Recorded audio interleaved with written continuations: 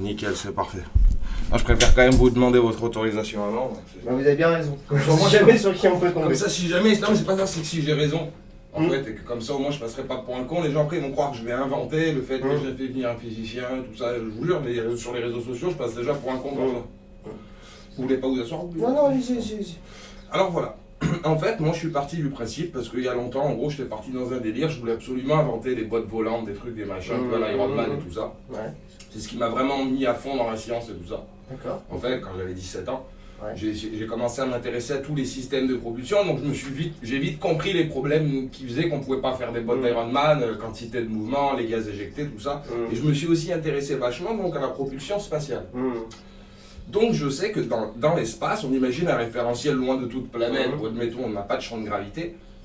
Je me suis dit, enfin je sais qu'il y a un problème qui est censé être insoluble, c'est que si on a une boîte et qu'on veut se déplacer et faire qu'on est à l'intérieur de cette boîte, peu importe comment on se déplace dans la boîte, si on tape les parois dans tous les sens et tout ça, soi-disant que les 3 lois de Newton nous disent qu'il est impossible de déplacer le centre de gravité du système.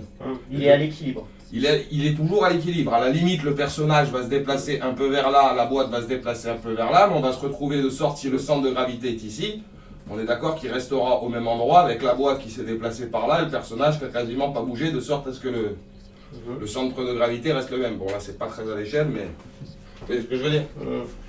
On est dans ce qu'on appelle un système isolé. Dans un système isolé, normalement, il n'est pas possible de pouvoir le déplacer, ce système, depuis l'intérieur. Non. Donc, Sans force extérieure. sans force extérieure. Et alors voilà, moi en fait ce que j'ai commencé à comprendre, au fil du temps, à force d'avoir eu des idées pour quand même essayer de contrecarrer ce principe, parce que moi je suis parti du principe, en fait, que, en fait c'est assez bizarre à décrire, mais admettons qu'on ait cette boîte au départ, admettons, et on va lui faire un recul, comme si elle avait un recul comme une balle de fusil. Je me suis, ça remonte à il y a un bail quand même, il y a plusieurs années, j'avais imaginé qu'ici on ait un proton, H+, par exemple, et qu'ici on ait un antiproton, H-. Je me suis dit, si on imagine, bon, on imagine qu'ils sont confinés dans des champs magnétiques, hein, bien évidemment, pour pas qu'ils touchent la matière, pour pas qu'ils explosent littéralement, qu'ils se désintègrent.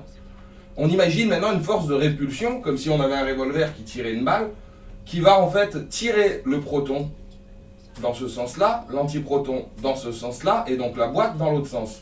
On est d'accord que la boîte aurait donc une quantité de mouvement m fois v, et le proton et l'antiproton, en additionnant là, on va dire qu'il y aurait donc m fois v plus m fois v. Moi, ce qui m'embête avec les particules microscopiques, c'est qu'il y a d'autres forces qu'il faut prendre en compte et que... Mais sans parler de particules, admettons dans ce cas-là un bol rempli de 1 kg d'antiprotons et un bol de 1 kg d'antimatière, admettons. C'est au niveau de là, j'ai pris juste 2 particules comme exemple, mais on peut imaginer par exemple un truc plus lourd. L'idée c'est qu'en fait, on est d'accord que ces 2 particules, si leur confinement magnétique, je ne sais pas quoi, elles vont finir par s'annihiler, en fait, au départ, en fournissant des rayons gamma qui vont s'échapper de la boîte si la boîte les laisse passer. De toute façon, les rayons gamma, ils traversent tout. Voilà, oui, en général, ouais, la plupart du temps, elles traversent tout, c'est vrai que pour les arrêter. Il n'y a pas de problème. Donc à partir de là, on est d'accord que la boîte, du coup, à cet instant-là, la boîte, elle aurait acquis une vitesse V du fait de la quantité de mouvement acquise, et les antiparticules ne taperaient jamais le fond de la boîte pour arrêter le mouvement. À ce moment-là, qu'est-ce qu'on se retrouverait? On se retrouverait avec une boîte qui a, entre guillemets, cassé la conservation de la quantité de mouvement, enfin, de manière illusoire. Parce que techniquement, si on prend chaque photon, normalement, qu'on prend l'énergie correspondante, on va retrouver certainement exactement la même chose. Donc en fait, on se rend compte que qu'est-ce qui s'est passé? C'est qu'en fait, la quantité de mouvement, elle n'est là qu'à partir du moment où l'énergie de ces particules, elle est présente sous forme d'énergie cinétique, un demi de la masse sur la vitesse au carré. Or là, ce qui s'est passé, c'est que la masse a disparu parce qu'elle s'est convertie en énergie, E égale mc2. Donc la perte de masse a été convertie directement en énergie. Donc en fait, on se rend compte que du coup, au départ, on avait une boîte qui avait une énergie cinétique, et des particules qui avaient une énergie cinétique, mais leur forme d'énergie aux particules, elle s'est convertie en énergie photonique, on va dire, en lumière. Donc, bon, qui a aussi une autre... Mais du coup, qui n'a plus les mêmes caractéristiques. Du coup, elle ne peut plus taper le fond de la boîte et annuler le mouvement. Donc en fait, j'étais parti de ce raisonnement-là il y a bien longtemps. Sauf que on se doute bien que dans la pratique, je ne vais pas utiliser des antiparticules, des antiprotons. Bon courage. Oui, bon courage, on est d'accord. On est d'accord. Donc ensuite, Pour l'expérience, à moins le oui, voilà. collisionnaire Prêt de pour la bombe. fabriquer, l'antimatière. Ouais, c'est ça. Et puis même, il y a encore des recherches sur l'antimatière. Ah ouais, on sait pas. Ouais, sur On a sa du mal à masse. on a du mal à voir, à comprendre. Savoir si sa masse si la masse. On a prouvé son existence, mais au niveau des lois, c'est très compliqué. Tout ce qui est au niveau de l'espace, c'est très compliqué de toute manière. Malheureusement. Alors aussi, est-ce que vous avez entendu parler des points lagrangiens? Oui. Alors si je ne me trompe pas, les points de Lagrangien, c'est les points qui sont la bonne distance entre le Soleil et la Terre, de sorte à ce que ça s'annule. En fait, c'est quand on prend la somme des champs gravitationnels de chaque planète, majoritairement en fait, le Soleil et... Enfin, le Soleil c'est surtout le Soleil qui pose problème, le Soleil et Jupiter, parce que c'est Jupiter c'est énorme. C'est justement effectivement les points qui sont à équidistance qui permettent en fait justement que la somme des forces soit complètement nulle. Soit nulle.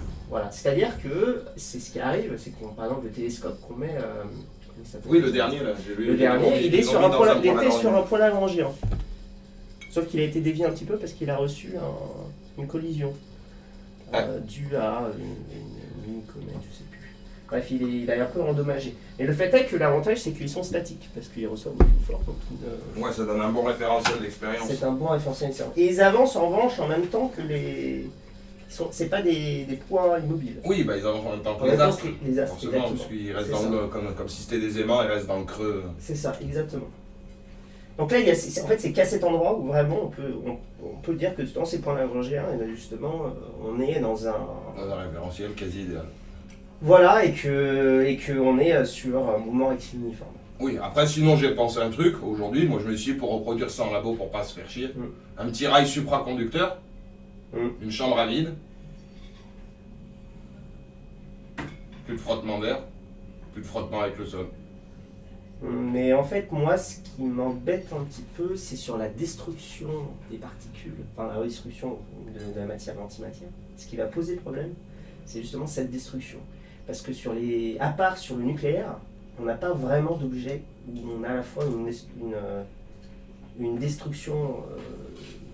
Il y a toujours un reste de matière en fait. Ouais. Et c'est ça en fait qui va poser problème, parce que là du coup ça va dans ce qu'on appelle la physique nucléaire, et la physique nucléaire va avoir d'autres particularités. Ah mais je ne vais pas utiliser l'antimatière, oui. C'était juste pour l'idée de base. L'idée est bien, mais ce que je veux dire c'est que c'est un peu plus compliqué que ça, c'est-à-dire que même si on présente ça comme la matière et l'antimatière, on va avoir sûrement d'autres lois qui vont interférer dedans, et donc du coup ça va être un peu plus compliqué. Parce que si on voit dans un autre... si on utilise d'autres particules, le problème c'est que le principe justement d'annihilation ne va pas se faire, parce qu'il y aura choc. Oui, justement, oui. Donc il y aura choc, mais il n'y aura pas annihilation, c'est-à-dire qu'il y aura forcément une... Ah bah oui, si on prend par exemple une fusion ou une fission, exactement, ou simplement une désintégration spontanée, alpha ou bêta. Ce sera quand même la physique des particules. Oui, ouais. Mais c'est pas les particules, c'était juste une idée il y a longtemps, c'est pas l'idée, le cœur de l'idée, c'est pas moi les particules, j'ai arrêté d'y penser parce que trop compliqué, trop incertain. Il faut un labo de recherche là. Voilà, c'est de toute façon, j'ai toujours cherché quelque chose de réalisable avec les moyens du bord, on va dire accessible, un truc qui ait pas besoin justement de trucs de fou, de condensat ou je sais pas quoi. Vous avez essayé de parler à des chercheurs, des physiciens? Ben ils répondent pas. C'est pour ça que je fais appel à vous. Même à Sorbonne Université. Bah voilà. Ce serait intéressant. Moi, je viens de Sorbonne Université, donc j'ai eu des cours là-bas. Je connais bien les personnes. Après, ouais, c'est sûr qu'il faudrait voir. Mais bon, pour l'instant, déjà, j'essaie simplement de mettre les choses au clair, de voir si j'ai pas fait une erreur bête, en fait. Donc, au départ, moi, du coup, en gros, oublions l'idée des particules. Ce que je retiens, en fait, de l'idée des particules, c'est qu'il y a la conservation de la quantité de mouvement, qui va dire que la masse de la boîte fois la vitesse de la boîte va être égale à l'opposé de la masse qu'elle éjectera dans l'autre sens, fois la vitesse dans l'autre sens. Ben, en fait, cette égalité, pour la casser, il suffit en fait de faire en sorte que une des deux composantes transfère son énergie en une autre forme, donc une énergie cinétique, qu'elle devienne une énergie photonique ou n'importe quoi, une autre grandeur qui ne peut pas taper le fond de la boîte en fait. Donc du coup, moi j'ai pensé à cette situation-là. J'ai pensé à la situation où, admettons que j'ai deux petits cubes ici, deux petits cubes ici. On va admettons qu'on va donc lancer le cube 1. Le cube 1 et le cube 2. On va lancer le cube 1. Avec la même vitesse. Hein? Avec la même vitesse. De quoi non? Le cube 1 et le cube 2. Ah non, justement. Avec une vitesse différente. Ouais, non, en fait, d'abord on lance le cube 1. Le cube 2, au départ, on imagine qu'il est attaché à la boîte, par exemple. Ok. Donc, au départ, on a un premier recul, où il y aura donc la masse de la boîte plus la masse du cube, fois la vitesse dans ce sens-là, et le petit cube qui va aller à une vitesse v dans ce sens-là. Ok. Donc, après un certain instant t, on arrête d'appliquer la force, on se retrouve donc avec la boîte, le petit cube 2, qui sont à vitesse v, qui avancent à vitesse v comme ça constante, vu que l'arrêt de la force est arrêté, et le petit cube, lui, qui est dans la boîte aussi, qui avance à vitesse v constante. Ok. Bon. Ensuite, on refait la même opération pour éjecter le cube 2. Donc cette fois-ci, on rebalance le cube 2. Donc on aura du coup le cube 1 qui avance à vitesse v, le cube 2 qui avance à vitesse v, la boîte qui avance à vitesse v. Techniquement, la boîte, on est d'accord que sa quantité de mouvement, elle est égale à la somme des deux. Normalement, en l'état, si le cube 1 tapait le bout et que le truc 2 tapait le bout, il n'y aurait pas de mouvement du centre de gravité, ça s'arrêterait. Mais l'idée, c'est que le cube 2, on va le balancer suffisamment rapidement pour qu'il rattrape le cube 1 et qu'il le frotte. Et en se frottant, ce qui va se passer, c'est que les deux vont se ralentir mutuellement. C'est ce que je me dis. Si les deux se frottent comme mes deux mains, il va y avoir une augmentation de la chaleur. Or, je sais que dans les fusées, on cherche à convertir la température en vitesse, grâce à la forme de la tuyère. Or là, en fait, on fait un peu l'inverse. C'est-à-dire que les deux cubes, ce que je dis, c'est que les deux cubes, quand ils vont se frotter sur leur surface de contact, quand le cube 2 va rattraper le cube 1, bien sûr, ils vont finir par se mettre à la même vitesse, mais il va forcément falloir un certain temps, du fait de la différence de l'inertie des deux corps. Donc il va forcément y avoir frottement. Ce qui veut dire que les corps, au départ, ils étaient à une température T1, à la fin, ils seront à une température T2. L'augmentation de la température T1 à T2 induit une diminution de leur vitesse, vu que je sais qu'ils ne vont pas diminuer en masse. De toute façon, s'il y a conservation d'énergie, il va y avoir, à cause des frottements, une dissipation d'énergie. Donc une réduction des vitesses. Donc à ce moment-là, or la boîte, on est d'accord que la boîte, elle, ne touche plus les cubes 1 et 2 pendant qu'ils font ce processus. Donc pendant ce processus de conversion, en fait, ils auto-convertissent leur énergie cinétique qui devrait normalement taper la boîte. Ils vont la convertir, du moins une partie, en chaleur. Ce qui fait que du coup, quand ces deux cubes vont arriver ici à l'impact, quand ils arriveront, ces deux cubes, ici pour taper, la boîte, elle aura plus de quantité de mouvement que les deux petits cubes. Parce que la boîte n'aura rien frotté. Il y a autre chose qui m'embête, c'est que si tu mets ça dans une chambre sous vide, ce qui m'embête, c'est comment tu lâches le composant 2, enfin la masse 2. Comment tu la lâches? Bah, par exemple, je sais pas, on peut imaginer un petit électroaimant à l'intérieur de la masse 2 et un petit. Hop, on par repulsion, on les écarte comme un canon électromagnétique, on peut la propulser de plein de trucs. Il y a plein de trucs différents. Donc ça veut dire, en fait, c'est qu'il n'est pas attaché, en fait. C'est juste qu'il y a un aimant qui va permettre... Oui, voilà, elles sont libres. Ces deux trucs sont libres, justement. Voilà, c'est peut-être quand j'avais expliqué un peu aux gens, ils ne comprenaient pas. Parce que pour eux, c'est dans la boîte. Mais en fait, comme ça ne touche pas la boîte, c'est comme si c'était à l'extérieur. C'est pareil. À partir du moment où ces deux trucs vont se frotter, ils vont augmenter en température, donc diminuer en vitesse.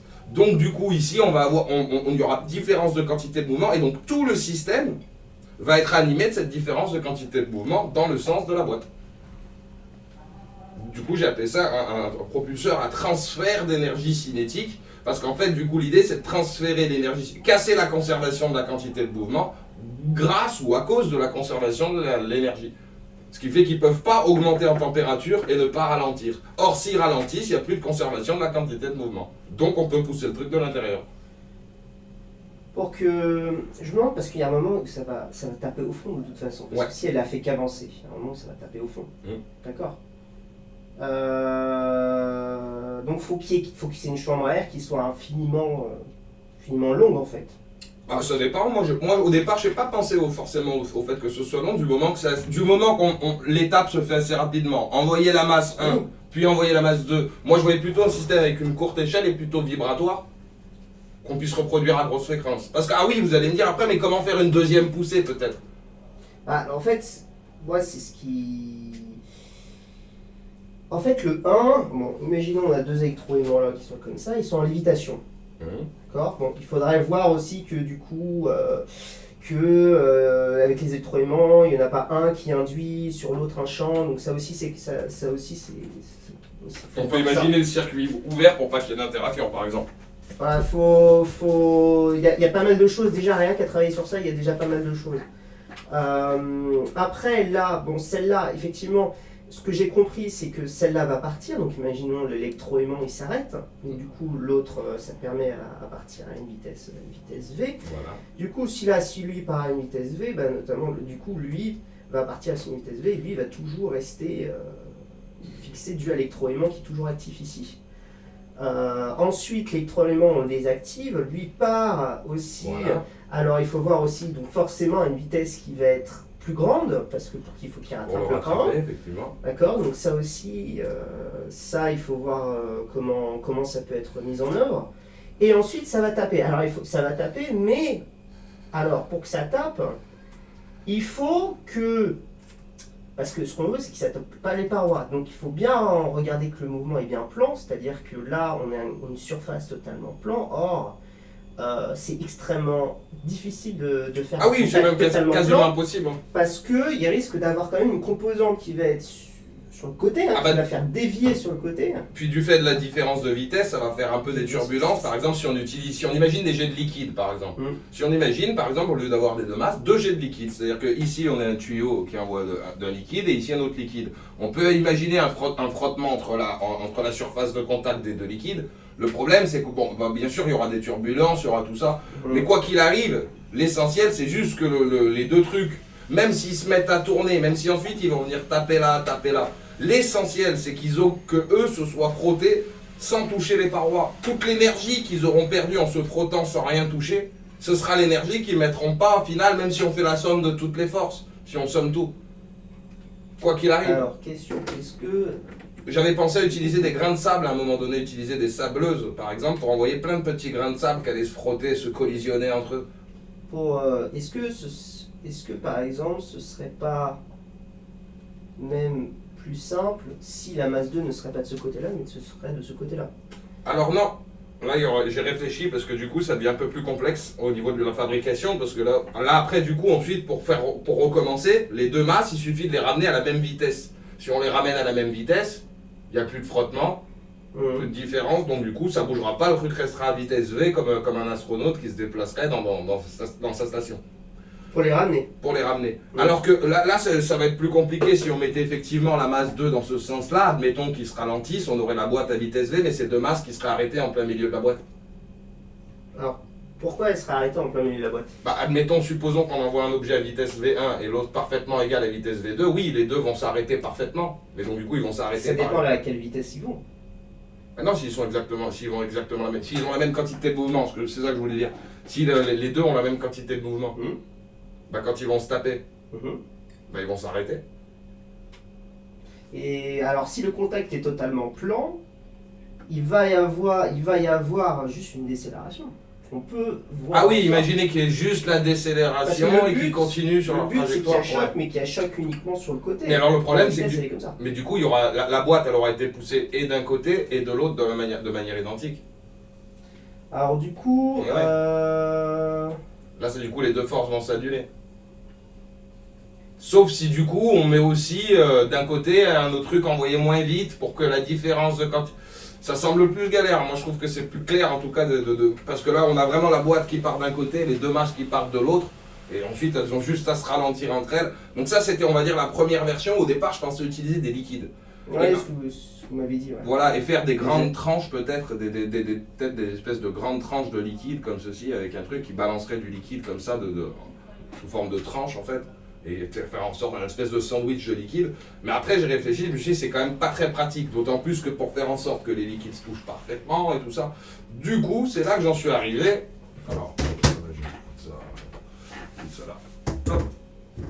j'en suis arrivé à cette idée-là, en fait.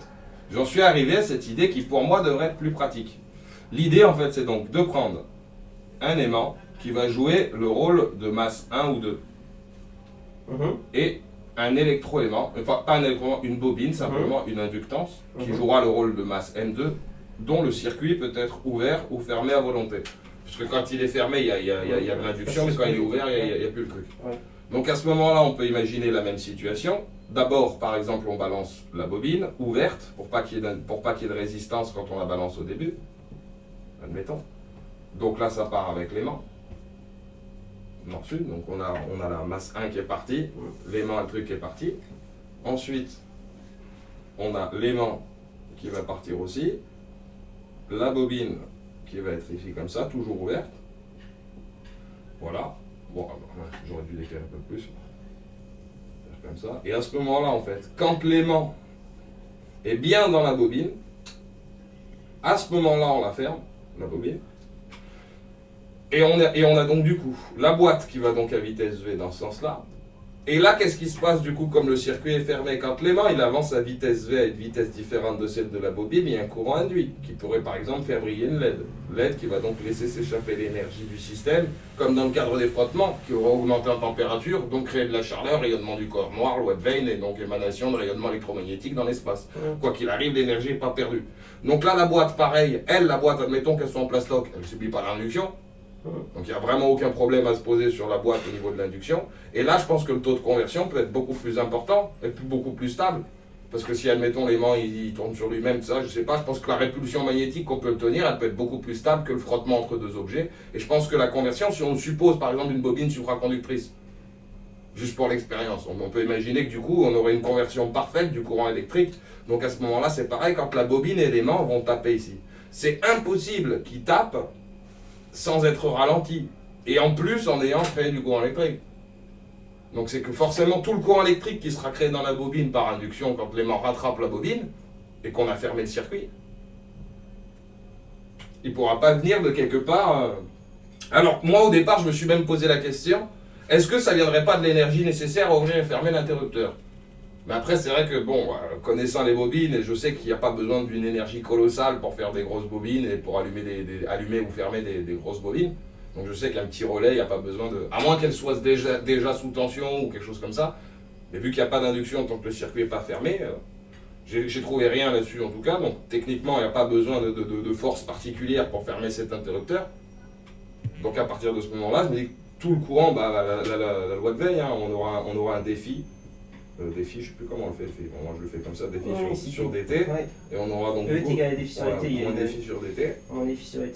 Donc du coup, on aura la force électromotrice. Ouais. Donc après, bon, alors dans un supraconducteur, je ne sais pas comment on fait, mais dans un truc, du coup, je suppose qu'il faudra faire moins R fois I pour avoir la tension U. Le problème du supraconducteur, c'est que ça va être des températures. Des températures, oui. Après, c'est sûr que là, je ne vais pas faire ça chez moi, c'est sûr, mais pour l'expérience, j'essaie de voir. Courant, mais c'est très dur à faire. Donc là, c'est une grosse chambre. La question, du coup, elle est là, du coup, on est exactement dans le même cadre que les frottements. Donc cette fois-ci, on est plutôt du coup sur. En fait, si au départ, on a transféré l'énergie cinétique. Au départ, on est parti d'une énergie cinétique EC qu'on avait transférée dans le premier cas en énergie thermique, en chaleur Q. À ce moment-là, dans ce cas-là, on se rend compte que notre énergie EC, on la transforme du coup. Bon, en imaginant qu'on a un supraconducteur, hein, juste pour l'idéal, en énergie électrique. Donc du coup, on se rend compte que, enfin, dans mon raisonnement, sauf si je me trompe quelque part, hein, vous allez me dire, mais il y a bien l'énergie cinétique des objets qui ont été éjectés qui va se convertir en une autre forme d'énergie par conservation de l'énergie. Et comme ils n'interagissent pas avec la boîte pendant ce processus de conversion, ça permet de casser la conservation de la quantité de mouvement. Et inversement, pareil pour les faire revenir, les mains à la bobine, pareil, on les fait revenir à la même vitesse, du coup ils n'ont pas de différence de vitesse, du coup il n'y a pas d'induction sur le chemin retour, et donc dans le retour il ne se passe rien. Et donc pareil, on peut faire le système vibratoire comme ça. Alors, il faudrait quand même, vu qu'une bobine ça pèse, il faudrait quand même pour que ça soit en lévitation, effectivement, un aimant. Sinon ça va taper. Ah oui, de toute façon ça va être un bordel. À réaliser expérimentalement, j'imagine que c'est pas forcément... Parce qu'il y aura forcément... La gravitation fait que de toute façon ça va... La gravité, puis si on met une tige pour guider l'aimant pour qu'il aille bien droit... Il y aura des frottements. Il y aura des frottements sur la tige, donc mais les frottements qui apparaîtront sur la tige agiront autant sur l'aimant que sur la boîte. Donc ça jouera pas sur le rendement théorique, on va dire, Vous voyez ce que je veux dire? Donc c'est sûr, le système en lévitation, là, ça risque d'être compliqué. Et surtout que je ne sais pas s'il y a des aimants qui seraient capables de mettre en lévitation. Sans à un moment ou à un autre. Moi, je sais qu'il y a, comment il s'appelle, Julien Bobrov. Vous connaissez? Plus du tout. Ah, il travaille, il fait de la mécanique quantique et tout ça, il bosse dessus et tout ça. Et il avait fait une foire, là, il n'y a pas longtemps, tout ça, sur Paris. Ils avaient fait un skate supraconducteur. Et il est à Paris, tout ça, et je sais qu'ils le font. Donc je sais qu'ils arrivent à faire des rails supraconducteurs qui soulèvent le poids d'un humain. Je pense que ça pourrait le faire pour une bobine. Une petite bobine, pas trop grosse non plus, quoi. Mais un truc d'une dizaine de kilos, je pense que ça peut le faire. Alors, oui, on en a parlé de ça justement, j'en souviens. Et alors oui, mais le problème avec l'aimant, c'est qu'à un moment, on déconnecte l'aimant, je ne me trompe pas. Non, l'aimant, c'est un aimant permanent. C'est un aimant permanent, il sera toujours actif. Ouais, jusqu'à ce qu'il se démagnétise, hein. Je sais plus combien de temps ça prend, 200 ans, je crois, pour ceux d'aujourd'hui. Et ce que je veux dire, c'est que dans l'expérience, il sera toujours actif. Ouais, dans l'expérience, ouais, je trouve que je vois pas pourquoi on est. Sinon, ça fait des problèmes en plus. Et l'aimant, au départ, il est pas du tout fixé à la boîte, par exemple. Non, c'est pareil, c'est des trucs libres, hein, comme si voilà, l'aimant c'était ça, moi là je suis dans la boîte, et puis voilà, on peut imaginer que dans la boîte il y a un mécanisme qui fait ça, quoi. Alors du coup, comment faire, parce que l'aimant, ils doivent léviter aussi. Parce que s'il lévite pas l'aimant, la bobine ne peut pas léviter non plus. Non, mais pour pas qu'il évite, justement, moi j'avais pensé justement mettre une tige centrale qui guidait, et pour la bobine, en fait, pareil, imprimer un petit truc comme ça avec l'imprimante 3D, pour faire un truc comme ça, pour que la bobine elle puisse être guidée comme ça, et l'aimant pareil à l'intérieur. Il y aura forcément une tige. Voilà, il y aura forcément une tige le plus fine possible avec moins de frottement, mais bon, vu que les frottements sur la tige agiront autant sur la boîte que sur l'aimant et la bobine, je me dis que du coup ça va pas changer le processus, quoi qu'il arrive, ça changera pas le fait qu'il y aura une différence de vitesse entre l'aimant et la bobine, et qu'il y aura une partie qui ne se répercutera pas dans les frottements de la tige, mais par induction. Oui, mais il faut faire attention, parce que les frottements ne seront pas exactement les mêmes, dans le sens où ça dépend du matériau utilisé. Oui, ça ouais. Ça dépend du matériau utilisé, et ça va peut-être aussi dépendre de la surface de contact. Ouais, c'est pour ça, après je suis pas ingénieur, donc malheureusement j'ai pas tout. Vous voyez bien que j'ai des connaissances qui sont de base. Des bonnes connaissances, des très bonnes connaissances. Et je pense que c'est ce qui vous manque, c'est de faire une expérience. Mais pour vous, il n'y a rien je vais dire, de ce que je raconte, là, il n'y a rien de faux physiquement. En fait, je pense que ce qui va poser problème, c'est pas de savoir si c'est vrai ou si c'est faux théoriquement. Ce qui va poser problème, c'est de pouvoir réaliser ce genre d'expérience. Je pense que c'est surtout ça. Est-ce que vous pensez que ça vaut le coup de réaliser ça? Je veux dire, vous pourriez me dire non, c'est un truc, c'est impossible, ton raisonnement est caduque. Il y a l'idée. Moi, je pense qu'il y a l'idée. Je pense que ça peut être faisable. Je pense que ça peut être faisable. Il y a l'idée derrière. Après, c'est forcément un lot de recherche, ça, parce qu'il faut des bobines. Les bobines, on ne trouve pas partout. Les aimants, si c'est des supraconducteurs. Non, les aimants, je pensais prendre des néodymes. J'en ai commandé, et je vous raconte l'anecdote. J'avais un lit superposé ici que j'ai démonté. J'avais collé mes aimants sur le lit. J'ai jeté le truc et j'ai jeté mes aimants de néodymes. Il faut que j'en rachète des aimants de néodymes. J'avais pris des aimants creux pour essayer de les foutre autour d'une tige, justement. Alors après, je sais que pour l'instant, entre guillemets, je voulais avoir les aimants, la bobine, je voulais la faire à la main.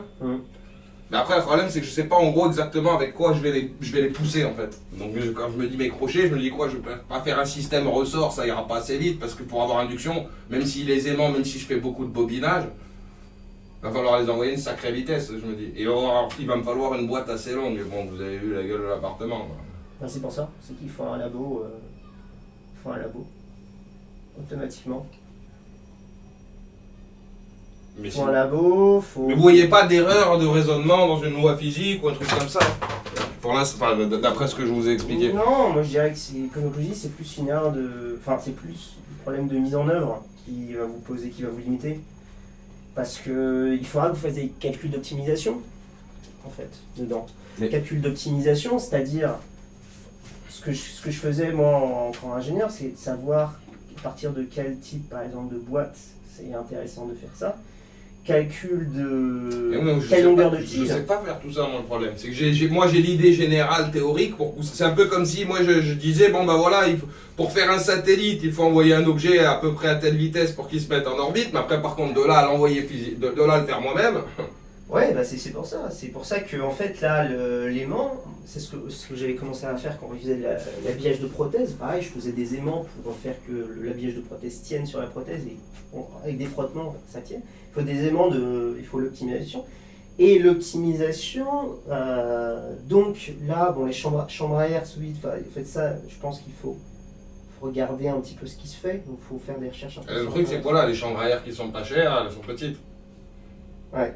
Donc petites. Ouais, mais c'est vraiment très petite, trop petite même pour l'expérience. Ouais. Donc, mais après, moi c'est pour ça que je pense que ça vaut plus le coup de se tourner vers un labo. Donc moi ce que je peux faire, c'est que je peux en parler, j'ai des collègues, hein, on est plusieurs collègues physiciens, je peux en parler. Je peux en parler de ça et voir ce qu'ils en pensent, quitte à vous mettre en contact avec quelqu'un qui travaille sur tout ce qui est électromagnétisme, bobinage, etc. Parce que j'en ai vu pas mal qui travaillent sur ce genre de choses-là. Et je pense qu'ils pourront vous aiguiller, parce que c'est le genre d'expérience qui font pas mal d'optimisation, etc. Sur tous les appareils de mesure aussi, c'est ça, c'est que j'ai aucun appareil de mesure. Bon. Excusez-moi, ça vous dérange si je fume, je me mets près de la fenêtre, parce que je suppose que vous fumez pas. Non. Hein, vous inquiétez pas, je mets le ventilateur, j'ai une technique pour les invités qui ne fument pas. Mais ce que je veux dire, c'est que la recherche, c'est toujours comme ça. La recherche, au départ, on en chie. On ne sait jamais si on va réussir à trouver. Mais c'est petit à petit. En fait, c'est ça fait 10 ans que je me suis fait avoir pour des cas à la con. Vous savez pourquoi je m'étais fait avoir au départ, justement? J'avais envoyé, je sais pas si vous connaissez Richard Trier. Bah, c'est un autre physicien qui fait des cours et tout ça sur YouTube. Et en gros, je lui avais envoyé, en fait, il est débile. Regardez, vous allez rigoler. Mais je lui avais envoyé ça comme il n'y a pas d'idée débile. Ah si, non, mais celle-là, quand même, fallait la faire. C'est qu'en fait, du coup, j'étais parti sur un référentiel, toujours avec l'idée de la boîte. Hein. Ouais. Oula. Faut tenter. Si on ne tente pas, ouais, on n'apprend pas. Hein. Donc j'avais ma boîte comme ça, avec une masse à l'intérieur. Ouais. Donc j'avais dit, on pousse la boîte vers le haut, la masse descend. Et puis ensuite, bah, du coup, si la boîte elle a un centre géométrique, on tourne la boîte et remonte. J'avais pas compris qu'elle allait reculer parce que ça tournait autour du centre de gravité. Ouais. Donc je m'étais fait avoir, ça tourne au centre de gravité, pas autour du centre géométrique, à moins qu'il y ait un point fixe. Donc du coup, j'ai retenu de mes erreurs. Du coup, c'est pour ça que je les applique toutes mes erreurs. Partout où je me suis fait avoir, j'ai essayé de l'appliquer dans ce modèle-là. Et franchement, je vois pas, on est d'accord, c'est pas possible qu'ils aient la même quantité de mouvement à cause du frottement ou à cause de l'induction. À cause de la conservation de la quantité d'énergie, un peu comme dans le cas de l'antimatière. L'antimatière, c'est un cas extrême. Je sais pas si vous avez vu, mais là, ils ont prouvé l'existence de quark charme dans les protons. Ça fait 30 ans ou 40 ans qu'ils savent, mais ils n'ont jamais réussi à prouver. Ouais. Il y a les charmes, il y a les bottom, je me rappelle plus aussi. Puis il y a les couleurs aussi, ça je suis pas habitué. Alors les quark charmes, c'est juste que ils sont plus lourds que le proton en même. Donc c'est quand même bizarre d'avoir une particule qui est dans le proton et qui est plus lourde que lui. Ouais, c'est bizarre. Comment ça se fait que du coup sa masse se ressemble pas? Est-ce qu'il doit avoir de l'antimasse? Ouais, mais du coup, ou alors c'est que simplement quand il mesure le quark charme, c'est qu'il est isolé.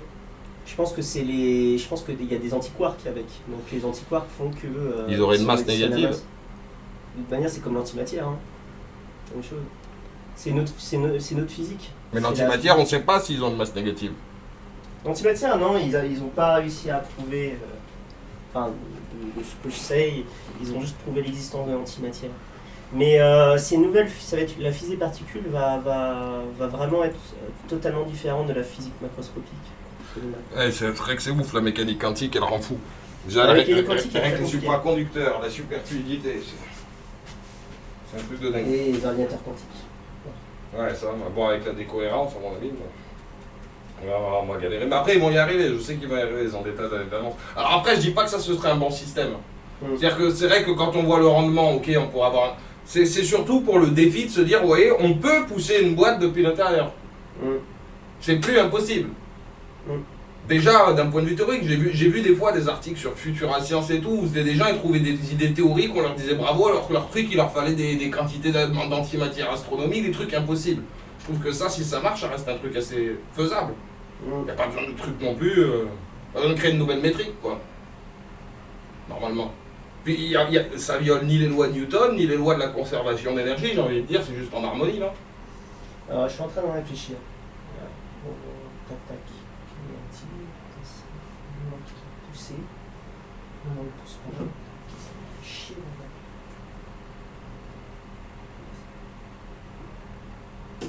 I have to let you, Ashkan. I am with my student Ashkan. Okay?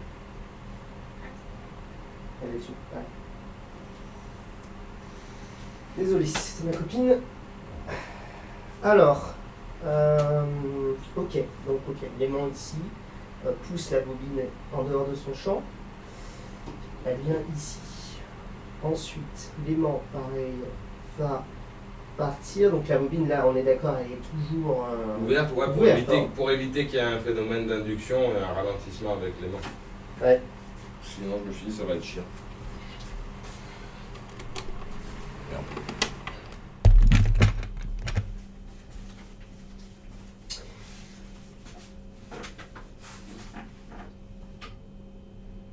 D'accord, ok. Ouais, ok. Ah, j'ai une animation, ça vous intéresse? Ouais, alors là justement, ce qui va être intéressant à calculer, c'est déjà, en fait, il faut faire petit à petit. Ouais. On oublie d'abord la boîte, on prend juste une tige, on prend Ouais. un aimant, on fixe dedans. Et on regarde quel champ faut-il appliquer à la bobine qui permettrait de contrer les frottements dus au déplacement sur la tige Sur la tige. de la bobine. Et Déjà pareil ça. pour l'aimant. Pareil pour les mots. Déjà, rien que ça, ce serait en fait de voir quel champ faut appliquer et faire des données macroscopiques, enfin quelques points de mesure avec des champs différents. Et voir en fait. Donc là, ce qu'il faut faire, c'est d'abord faire un modèle théorique. Quelles sont les forces? Alors, définir le système. Référentiel, bon, référentiel du laboratoire, il sera galiléen, il n'y a pas de problème. Bilan des forces. Qu'est-ce qu'on va avoir? Globalement, on va avoir une force électromagnétique due justement à l'élément ANS, et on va avoir une force de frottement qui va avoir pour but de contrer justement l'avancée sur la barre de la bobine et l'aimant. Alors, j'avais pensé à un truc, mais je ne sais pas du tout si c'est faisable. Peut-être vous allez me dire. Est-ce que, parce que je sais que l'hélium superfluide n'a pas de frottement, est-ce qu'il n'y aurait pas moyen de faire en sorte, avec un superfluide, de faire en sorte qu'il puisse avancer sans frottement et sans avoir besoin de les mettre en lévitation? Alors ça, je sais pas du tout. J'ai pas travaillé sur l'hélium superfluide, je sais pas du tout. Autant les bobines, j'en vois pas mal, autant l'hélium, ça, j'en sais rien du tout. Enfin voilà, si vous, Ouais, donc dans un si cas vous travaillez plus réaliste, sur une bobine, sur les bobines, c'est ça, c'est qu'il y aura une force de frottement. La force de frottement, ça va être ça va pas trop dépendre compliqué. du poids de la bobine, En général, de la surface, c'est un du coefficient matériau. de frottement multiplié par la vitesse. C'est moins lambda V. Pourquoi? Parce que moins lambda V, c'est le fait que, comme c'est des faibles vitesses, Mais le peut avoir des coefficient de faibles vitesses, frottement va dépendre du poids de la bobine. Si on ça imagine dépend que de plusieurs tout est- choses. Ça va dépendre effectivement du poids de la bobine. Ça va dépendre plutôt du matériau de la bobine. Le coefficient de frottement. Ça dépend du matériau de la bobine. Je pense aussi que ça va dépendre aussi de... Il faut que ça soit parfaitement plan. C'est-à-dire qu'il ne faut pas qu'il y ait de jeu Ah oui, oui, sur la bobine. sur la bobine. Et il faut S'il y a un aussi jeu, que- ça va jouer aussi. Ouais, Il y forcément. aura ça une reste autre en- forme de ralentissement. Donc c'est ça aussi, ça va être compliqué. Ça veut dire qu'il faut vraiment qu'il n'y ait pas de jeu. Et ça déjà, ça va être une contrainte assez importante. Donc ça veut dire qu'on a une bobine où justement on a un contact plan idéal sur toute la bobine. Donc là, bon, ça veut dire que ça va se balader. Ça veut dire que la force de frottement sera la même sur toute surface. On imagine ça. Et du coup, ça va dépendre de la surface de contact matériau-matériau. Donc ça dépend du matériau de la tige, ça va dépendre du matériau de la bobine. Et après, une fois on applique second loi de Newton, etc., on calcule, et ça nous permet d'avoir une première équation, accélération en fonction des forces. Et du coup d'avoir justement une idée de l'accélération nécessaire pour pouvoir pousser la bobine et l'aimant. l'accélération. Alors la vitesse, ça risque d'être un peu compliqué. Il faut voir que le champ il reste stable, il faut que ce soit un champ plutôt qui soit uniforme, que ce ne soit pas un champ variable. Oui, alors c'est pour ça que là j'ai pris ça comme exemple, hein, mais bien sûr je pense plutôt à faire un système comme les effectivement, un haut-parleurs. champ permanent, c'est Comme le haut-parleur. plus simple. Voilà. Imaginez un champ B. Comme pour les haut-parleurs. Ouais. Avec un champ constant, quoi, je veux dire. Uniforme. Un champ B uniforme, Voilà. dû à l'aimant, qui ne va pas dépendre. Alors, est-ce que le champ B, ça il faut voir aussi que le champ B, il ne dépend pas de la distance de l'aimant à la bobine, sinon c'est-à-dire que B va dépendre de X, une coordonnée X, qui est la distance. Pas forcément, de toute façon, quand l'aimant va rattraper la bobine, de toute façon. Et bah du coup, il faudra prendre en compte les variations de distance. Les variations de distance, donc la variable X. Est-ce que ça va dépendre de la hauteur? Est-ce qu'il y a symétrie? Alors il y a peut-être symétrie. Alors ça, de toute façon, il y a des expériences qui sont faites avec l'aimant, une bobine. On voit l'aimant qui est comme ça et puis qui attire la bobine. Donc ça déjà, il y a des idées de la construction du champ. Donc est-ce qu'il dépend de X et de Y? Il dépend peut-être que de X, donc du coup ça va être plus simple à calculer. Donc il y a ça. De toute façon, a priori, Y, on s'en fout un peu, parce que si on fait une tige là, le déplacement selon Y, en fait, il n'y a pas de déplacement selon Y. Oui, non, que de déplacement selon X. Donc la Z. contrainte sur Y, on s'en fout un peu. Et même selon Z. Oui, peu importe. Ça veut dire qu'on est unidimensionnel. Oui, voilà, c'est ça qui est on prend juste ça. Donc il n'y a que justement la contrainte selon X qu'il faut regarder. Donc ça, de toute façon, il y a des expériences qui sont faites dessus, donc je pense que vous pouvez regarder champ créé par un aimant dans une bobine unidimensionnel, champ unidimensionnel et ça se trouve facilement. On a une idée du champ B qui est créé avec justement l'accélération, voire la vitesse. Donc c'est-à-dire qu'on peut avoir une idée déjà de la vitesse. Après, pour calculer le facteur de frottement, qu'est-ce qu'il faut faire? Là, il n'y a pas d'autre choix, il n'y a pas mille façons. Il faut faire des expériences. Ah, on peut pas le faire, on peut pas déterminer à l'avance sans avoir vraiment exactement. Ouais, sinon on n'aura pas entre les frottements statiques et on tout. On peut avoir une idée, mais après, on fera pas mal d'hypothèses. Donc, contacter plan, totalement plan sur toute la surface. Le champ B ne dépend que de X.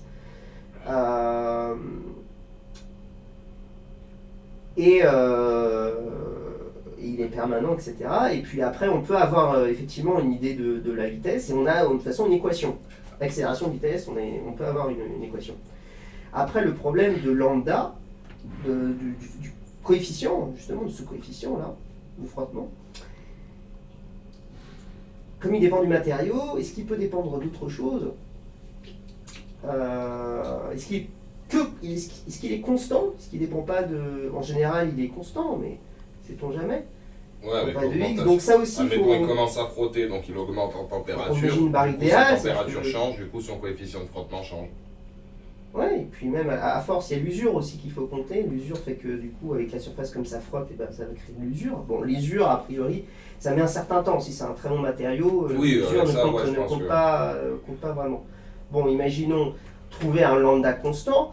On regarde à petit peu près, on peut accéder à V, en fait, on peut accéder à la vitesse et on peut accéder à l'accélération grâce aux expériences. On accède à la vitesse, on accède à l'accélération, on accède au champ parce qu'on contrôle, champ permanent. Du coup, on accède à lambda. On fait plusieurs expériences comme ça, avec différents B, différentes accélérations de vitesse. Et on voit que notre lambda, on regarde si notre lambda reste constant ou pas. Que notre frottement, il reste constant ou pas. D'accord ? Et puis on regarde si ce modèle marche. Une fois fait ce modèle-là, déjà on peut faire plus de choses. On peut ensuite regarder, donc là on a d'abord fait l'expérience où il y a juste la bobine qui avance sur la tige. Okay. On peut compléter ensuite avec l'aimant. Okay. Une fois fait ça, donc c'est un problème qui Du coup, on aura les calculs totalement théoriques pour savoir s'il n'y a que la bobine sur... voilà, d'abord, moi je dirais que d'abord on fait déplacement de la bobine seule, après on fait déplacement de l'aimant seul, et après on fait les deux. Et ça se trouve, je pense que les deux sont indépendants, et donc du coup, on va avoir la somme des deux. Je pense que oui, logiquement. La somme des deux, en fait, du coup, va permettre d'avoir le mouvement général de l'ensemble. Et ça permettra de prendre en compte du coup ce qui se passe quand l'aimant rattrape la bobine, s'il y a bien un phénomène de ralentissement de l'aimant et de la bobine, conversion en énergie électrique et par ralentissement de la boîte. Et après, voilà, donc ensuite, alors là ça va encore changer parce que là on va activer la bobine après, et donc activation de la bobine, ça veut dire que qu'est-ce qui reste encore? L'aimant il sera toujours là, il y aura de l'induction là qui va se créer. Ouais. Et donc il faudra apprendre encore d'autres choses. Ce sera encore compliqué. Mais c'est-à-dire qu'il faut faire étape par étape. On ne peut pas tout faire en un coup. Et il faut toujours commencer en recherche faut toujours faire par petit à petit. C'est comme ça qu'on avance. C'est comme quand on joue un instrument de musique, ou quand on fait de la musique. Il faut y aller petit à petit. Ouais, bah non, pas tout d'un coup. Tu sais non, pas des fois je me précipite un peu, j'essaie de tout faire d'un coup et ça marche pas. Bon. Parce qu'il faut y aller petit à petit. Les chercheurs, le boulot de chercheur, c'est justement de progresser petit à petit. Petit à petit, ouais. Mais surtout pas désespérer, parce qu'à force de se planter, de passer pour un con. Vraiment. Mais quand même, moi je sais pas pourquoi je le sens bien, même si je sais que ça va être compliqué au niveau des calculs. Mais après, je peux pas trouver quelqu'un, enfin j'ai un ingénieur pour le faire ça, les calculs. Parce que moi je sais que j'ai pas le niveau de le faire. Moi, je sais que j'ai le niveau pour réfléchir, j'ai les bases. Mais après par contre, dès qu'il faut faire vraiment des calculs complexes. Non mais ça va pas très complexe. Hein. Ça, comme j'ai dit, la tige. Bon, peut-être pas la tige, mais en tout cas l'aimant et la bobine qui s'exercent, champ créé par une bobine. Champ créé par un aimant sur une bobine unidimensionnelle, s'en trouve sur internet. Oui, non, ça va après ça. Donc ça va. Il faut rajouter juste la tige. Donc la tige, qu'est-ce que ça va rajouter? Ça va rajouter des frottements. Bon. Ça veut dire qu'il faudra juste rajouter un terme. Mais genre par exemple, c'est des techniques pour faire bien. Par exemple, moi par exemple, si je calcule, je vais prendre un diamètre de bobine au pif, un nombre de bobines de fil, un nombre de tours au pif, et je vais dire qu'avec telle intensité au pif, ça fait truc au pif. Je sais pas comment un ingénieur il fait pour se dire bon bah pour tel aimant, il faudrait que je mette cette bobine de telle taille idéalement. Oui, bah parce que le dimensionnement il est pas fait. Mais là pour l'instant, de toute manière. Il faut d'abord créer, avant de faire le dimensionnement, il faut créer les équations. Il faut savoir. Oui, c'est ça. Et après, on voit le dimensionnement après les équations. Mais là, le modèle déjà qu'on a donné, c'est un modèle. On fait des hypothèses. Le mouvement est plan, la tige est idéale, le contact est entièrement plan avec la bobine, ce qui n'est évidemment quasiment jamais vrai. On va faire en sorte que ça se rapproche le plus de ça, ce qui va minimiser les frottements et arriver à quelque chose qui va se raccrocher de notre équation. D'accord ? Ensuite, après avoir fait ça, il n'y a pas besoin de dimensionnement à cette étape-là. Il faut juste trouver un aimant, avoir une idée d'un aimant assez puissant qui permette de contrer. Donc, qu'est-ce qu'il faut savoir? Le matériau de la bobine utilisée. La bobine sera du cuivre, je pense. Regardez la tige qu'on utilise. Du coup, on a les deux matériaux. On regarde, il y a des abacs sur internet sur les coefficients de frottement entre ces deux matériaux. Entre ces deux matériaux, il y a des abacs sur internet sur ça. Et après, ensuite, faire une équation, estimer à peu près ce qui est attendu. Et voir si. Avec les expériences, on arrive. Ça confirme le résultat que je pense. Ça confirme justement l'équation théorique étudiée. S'il y a d'autres choses qu'il faut mettre en corrélation. Et surtout voir si par exemple. Après, on m'a dit, moi, il y a quelques personnes qui avaient peur du taux de conversion. Mais moi, connaissant l'efficacité de l'induction, je sais que si on a un bon aimant et une bonne bobine, on peut avoir une belle conversion de leur énergie cinétique en énergie électrique. Donc ce ne sera pas négligeable. Je sais que je ne vais pas me retrouver avec 10 puissance moins 12 joules. Je sais que ça va être de l'ordre de grandeur du joule. Et je sais que l'ordre de grandeur du joule, c'est aussi puissant qu'un pistolet à billes. Avec un pistolet à billes, on peut déplacer n'importe quoi dans un point lagrangien, par exemple.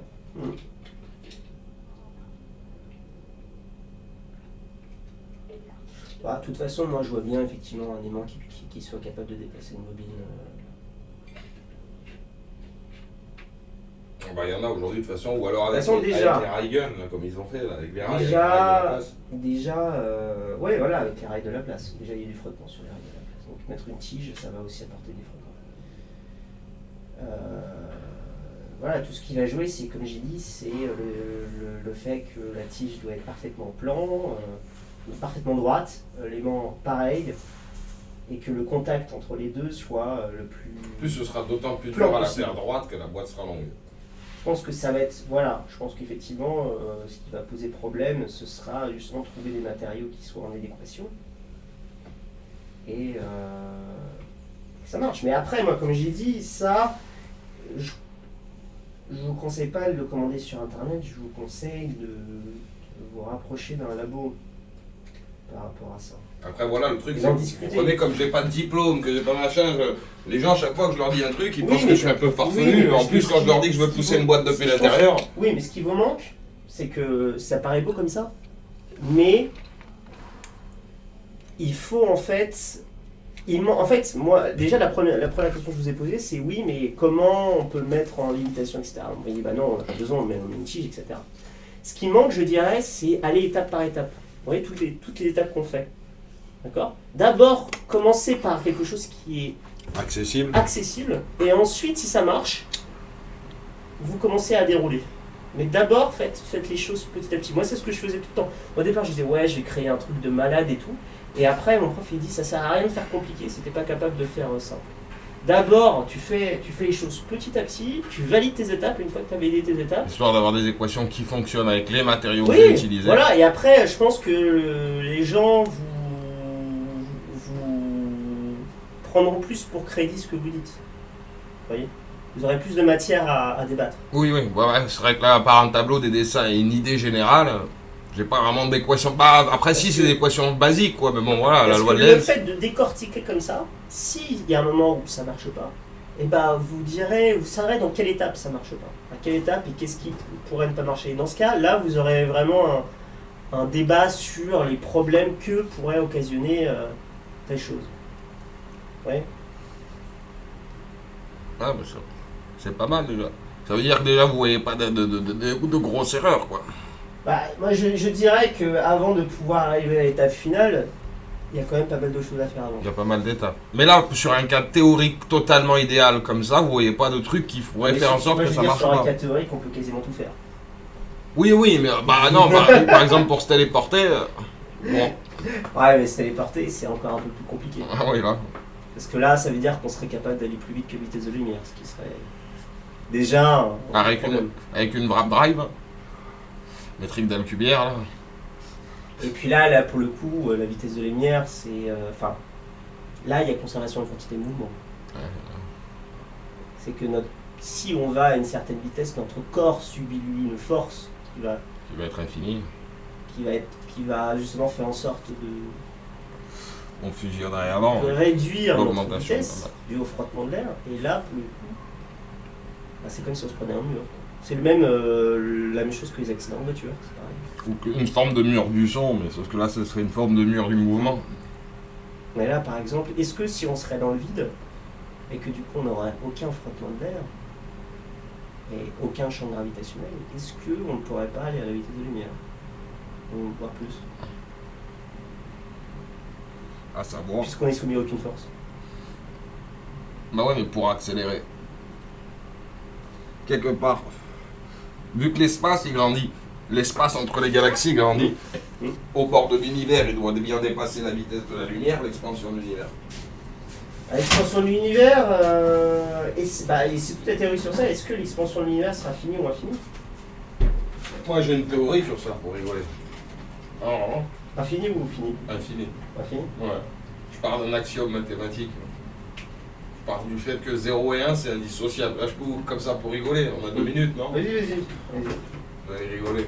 Mais je pars du principe que si on part du principe que le 0 il est totalement indissociable du 1, parce qu'en fait c'est que le 0 n'est représenté que parce que le 1 existe et le 1 n'est représenté que parce que le 0 existe.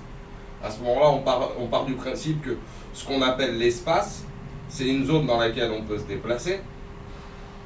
Et ce qu'on appelle le néant, c'est une zone dans laquelle il n'y a rien, donc on ne peut pas se déplacer. Ce qui représenterait le 0 et donc ça le 1. Si c'est indissociable de mon axiome, on va dire, ça veut dire qu'en fait l'espace a toujours été là et que le néant a toujours été aussi là aussi. Le néant et l'espace ont toujours coexisté dans mon idée. Et à ce moment-là, ça veut dire quoi ? Je me dis, ça veut dire qu'ici, il y aura toujours une pression supérieure à ici. Parce que si, admettons, l'univers c'est un espace avec un truc, c'est comme un ballon, il y a toujours une pression supérieure. Du coup, le ballon, il gonfle. Comme il gonfle, la surface, elle augmente. Si la surface, elle augmente, il grossit de plus en plus vite. Et donc, de mon point de vue, je me suis aussi dit que c'était peut-être pas forcément uniforme. Et que c'est peut-être ces remous qui avaient fait un peu la structure du fond d'issue cosmologique. Et donc, en fait, l'univers, du coup, était en perpétuelle expansion parce qu'en fait, il sera toujours... avec une pression supérieure à celle du néant, qui par définition est le néant. Donc c'est comme s'il tendait vers l'infini, mais enfin, il tendait vers zéro, mais sans jamais pouvoir l'atteindre. Et donc je me dis, ça se trouve, l'énergie noire, ça vient tout simplement de ça, qu'en fait, à l'extérieur de l'univers, il y a une pression qui est inexistante, donc du coup, la différence de pression entre l'intérieur et l'extérieur fait que ça grossit. Après, je pourrais jamais prouver un truc pareil, c'est juste une idée, là c'est une cosmogonie, on a tous cette idée-là, après quelques bières le samedi soir. Hein. Qu'est-ce que il est composé de quoi, le néon? Et justement, ce serait une absence de choses, donc l'absence de choses, elle n'est pas composée. On ne peut pas s'y déplacer. Du coup, comment on pourrait se représenter le néant? Mais justement, on ne peut se représenter le néant qu'en le comparant par rapport à l'espace. Oui, mais l'espace, à la base, c'est du vide. Enfin, il n'y a pas que du vide, mais il y a une partie de vide dans l'espace. Oui, mais le vide, ça reste quand même un espace. Un espace vide, ça reste un espace. Pour moi, un espace, c'est un endroit dans lequel on peut se déplacer. Le néant, par définition, il n'y a pas de localisation. On ne pourrait même pas se déplacer. Alors, quel est... Et que vient faire les trous noirs dans ça?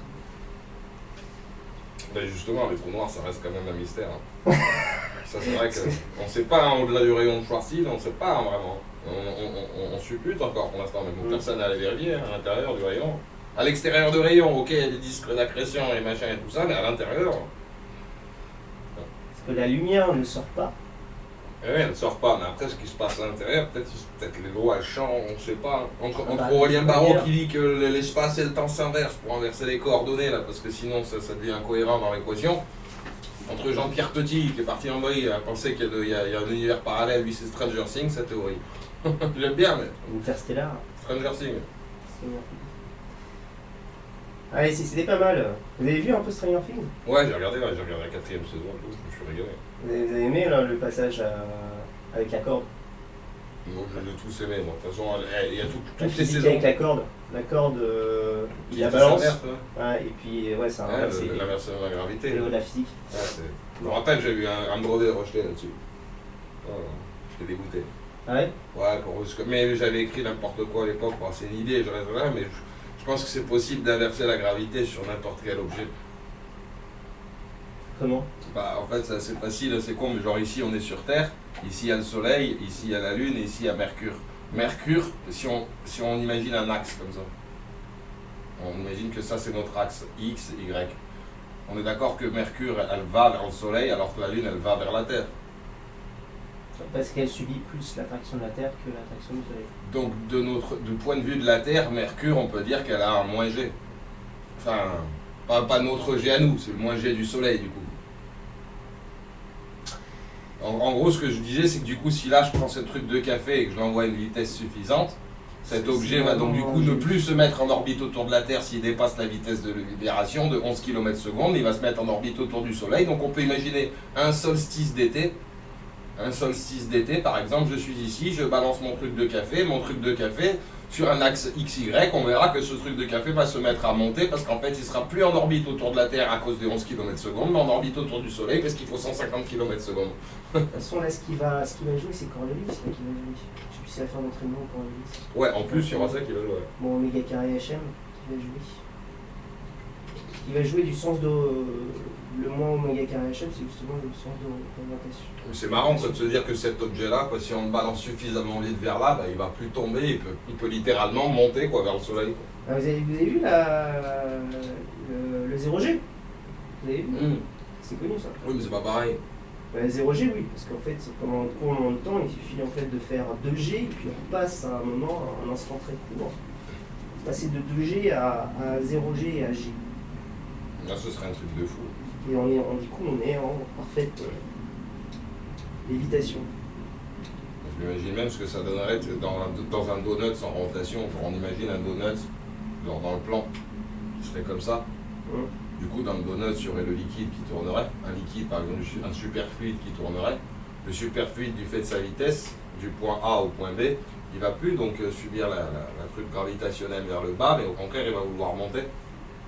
Donc on pourra avoir une espèce de donut comme ça, qui reste en lévitation pendant des milliers d'années, sans dépenser d'énergie. Il y aurait juste l'énergie du liquide. Il y aurait l'hélicoïdal? Non, pas l'hélicoïdal, genre juste un cercle comme ça? Ouais, plus ovale, je pense. Ouais, voilà. Ouais. Et il tournera en rond comme ça. Alors là, s'il tournerait en rond, on imagine un ou deux corps D'ailleurs, pareil, s'il reste statique, comme ça, il fera dans le même sens. Mais en revanche, si on fait tourner l'autre chose dans l'autre sens, ça annulerait ou il ne tournerait plus. C'est-à-dire? Parce qu'on a deux forces contraires. Pourquoi elles sont contraires les forces? Si on avait deux corps et qu'il y aurait justement le superfluide qui serait là. Là, il y a la gravité la gravité terrestre qui attirait le fluide vers le bas. Mais comme il atteint la vitesse de libération dans ce cas-là, il subit donc du coup l'accélération du Soleil vers le haut. Si l'accélération du Soleil était plus forte, parce qu'il va plus vite, comme pour la Lune, le fait qu'il va plus vite, il subit plus celui de la Terre, il subit celui du Soleil. Si on met un certain poids dessus pour compenser l'attraction du truc, le truc il reste au même endroit, les forces se compensent et le liquide peut tourner à l'intérieur indéfiniment s'il n'a pas de frottement. Et du coup, à ce moment-là, on pourrait prendre un objet, le mettre en lévitation, comme ça, il resterait des milliers d'années en lévitation avec un truc comme ça. C'est comme le phénomène du point Lagrange.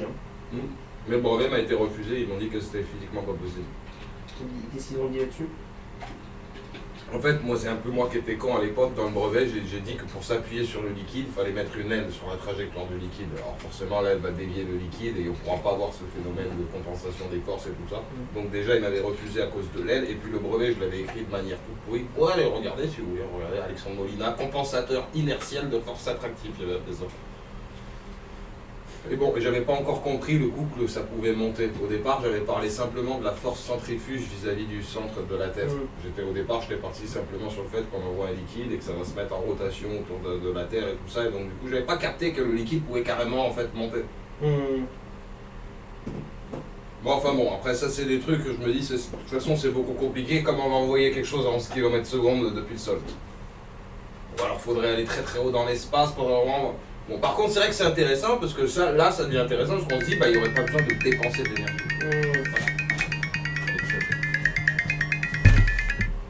Il n'y aurait pas besoin de dépenser de l'énergie. Plus d'en stocker dans le truc. Mais bon. Pour l'instant, ça c'est beaucoup trop inaccessible.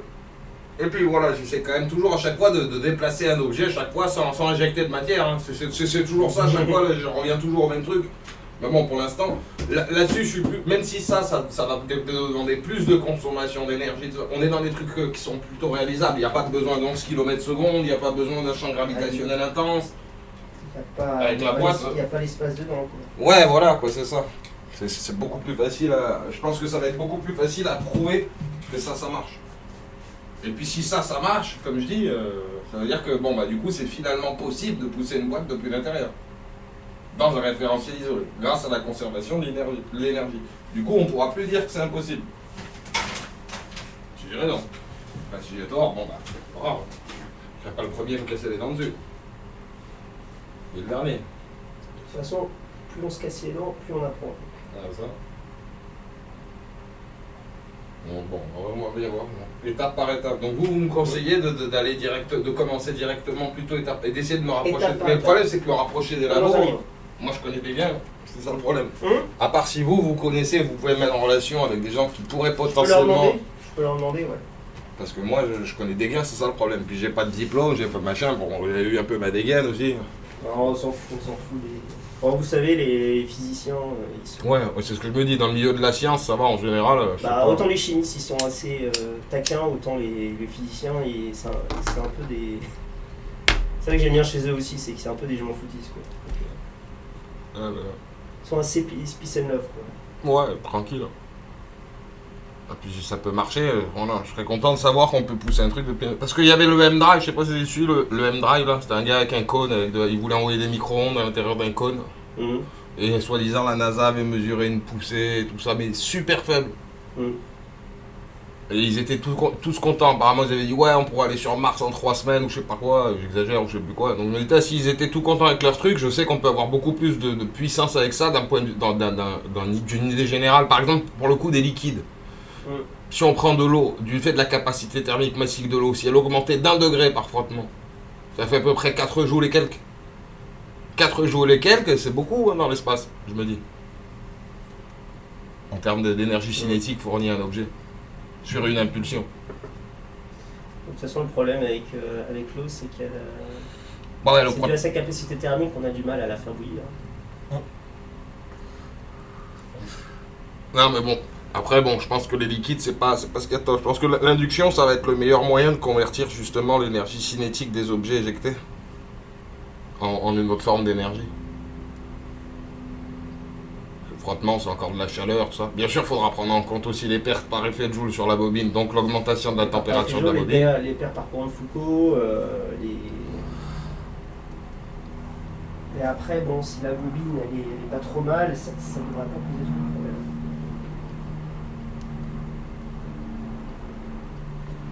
En laboratoire, ça peut se faire, on peut mesurer quelque chose, je pense. Pas évident. Ah, mais après, faire quelque chose, je pense qu'il y a moyen de faire quelque chose de bien, je pense.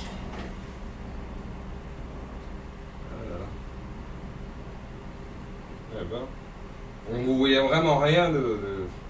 Bah, là comme ça, je peux pas assurer. C'est ce que je dis, c'est qu'il faut voir, il faut faire étape par étape. Pose les équations.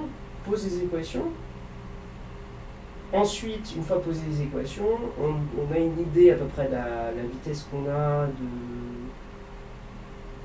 du champ qu'on va appliquer, etc. On fait l'expérience, on regarde si ça valide ou pas notre modèle théorique, et ensuite, si ça marche, on passe à l'étape suivante. La première étape, c'est de déterminer précisément la nature, enfin, c'est de déterminer précisément quel aimant, quelle bobine utiliser, et pour en avoir les frottements, pour déterminer l'équation des frottements sur la tige. D'abord dans le cadre que de la bobine éjectée, ensuite dans le cadre de l'aimant que éjecté, ensuite dans le cadre de l'aimant et de la bobine. Et c'est à ce moment-là qu'on pourra voir du coup, on pourra voir ressortir la quantité d'énergie convertie en électricité, quoi. Ce sera uniquement déjà fait ça qu'on pourra... Parce qu'après pour la bobine, je me dis on aura plus de facilité, est-ce qu'on aura juste à mesurer le courant produit? Oh oui, on peut accéder au courant produit. On peut. Ça dépend. Ça dépend sur ce sur quoi on veut accéder. Est-ce qu'on veut tout décortiquer ou pas? Parce que si on veut décortiquer, oui, on peut. Le champ enduit. Moi, je veux surtout qu'on me dise oui, effectivement, on pourrait pousser une boîte depuis l'intérieur avec mon truc, ou si je me plante quelque part. Oui, mais je veux dire, ça c'est la première étape. D'abord faire ça. Oui. Et ensuite, ouais. Et ensuite, petit à petit, décortiquer. Il n'y a que comme ça que ça marche. Parce que même, de toute façon, peu importe, si... Il peut y avoir des choses qui ne puissent pas marcher. Ouais. Mais là, pour moi, il faut vraiment essayer de faire quelque chose de plus précis, de faire vraiment un modèle et de modéliser étape par étape. C'est ça qui, je pense, qui manque à la chose. C'est que c'est trop rapide. Il n'y a pas les toutes petites subtilités qui manquent. Parce que c'est sur la subtilité où justement ça peut poser problème ou pas. Mais là vous parlez dans un cadre de réalisation. Je parle dans un cadre de réalisation, bien sûr. Là, sur un cadre théorique totalement idéal. Oui, mais même sur le cadre théorique, ce que je veux dire, c'est que s'il n'y a pas la réalisation derrière. Ah oui, s'il n'y a pas la réalisation derrière. Le problème, c'est que là, comme j'ai dit, il peut y avoir des phénomènes dont on n'a pas pris en compte, qu'on ne sait pas encore, et que, à force de faire ces modèles-là, d'essayer de voir, on va s'interroger sur les résultats qu'on va avoir, résultats expérimentés, par rapport aux résultats théoriques. Et du coup, là, on aura déjà plus une idée de ce qui peut poser problème ou pas. S'il y a quelque chose qui pose problème. S'il y a quelque chose qui pose problème. S'il y a quelque chose qui pose problème, bah, tant mieux. On aura décortiqué. Ouais, au moins il y aura tout justement et ce sera propre. Voilà, ce sera propre et puis voilà, il y aura des données qui seront derrière. Ah voilà, c'est vrai, si vous pouvez essayer de bah, déjà, je vais en parler déjà avec des collègues. J'en parlais avec des collègues. On va en parler, parce qu'il y en a qui sont beaucoup plus spécialisés que moi sur des bobines et des électroaimants qui en fait depuis un certain moment. Et puis pareil, je vais leur demander d'en discuter avec eux. S'ils trouvent ça pertinent, moi je vous dirai je vous ferai un retour par rapport à ce qu'ils m'ont dit dessus. Et puis s'il voit que ça vaut le coup, il me mettra en contact. Est-ce que vous voulez que je vous envoie une espèce de petit dossier qui récapitule un peu? Je vous conseille, ouais. Ouais, je vous conseille. Si vous Mettez-moi tout ça par écrit. Vous avez une adresse mail? Ouais, bien sûr. Ouais, comme ça. Oui, moi tout ça par écrit. Essayez de faire ça le plus proprement, clairement possible. Précis voilà. possible. Plus sera précis, et plus ce sera facile à expliquer, et plus j'aurai une réponse. Je vous enverrai ça à mon avis, parce que j'en avais déjà commencé à préparer un, mais il n'est pas parfait, il faut que je le peaufine un peu. Donc je vais faire un résumé de ce dont tu as parlé. Moi je vous conseille d'abord de regarder, je pense qu'il va y avoir des exos comme ça ou des expériences. Donc on a dit champ uniforme créé par un aimant sur une bobine, donc en déplacement dimensionnel. Voilà. Donc, par exemple sur une tige, d'accord, fixé sur une tige. Fixé, ça veut dire que ça ne peut pas bouger, c'est encastré. Il ne faut pas que ça soit encastré, il faut que ça soit libre, que ça soit un peu, voilà, comme ce qu'ils appellent une glissière, voilà, en industriel. Donc ça, une fois, alors pas forcément d'abord sur une tige, hein, il y a déjà des expériences, comme j'ai dit, où il y a justement l'aimant qui va créer un champ uniforme sur la bobine. Déjà, alors il faut bien regarder que la bobine, elle soit évidemment ouverte.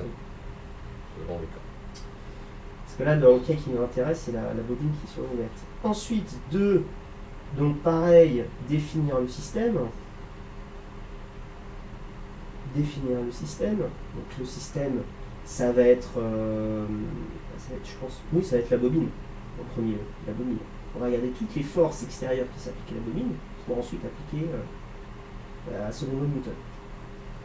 Donc définir le système, pour le référentiel, c'est pas trop compliqué, ça se fait direct, et le bilan des forces. A priori, on va s'attendre à avoir une force de frottement qui sera du style moins lambda V. Alors il ne faut pas oublier les hypothèses. Les hypothèses qu'on donne, c'est contact parfaitement plan,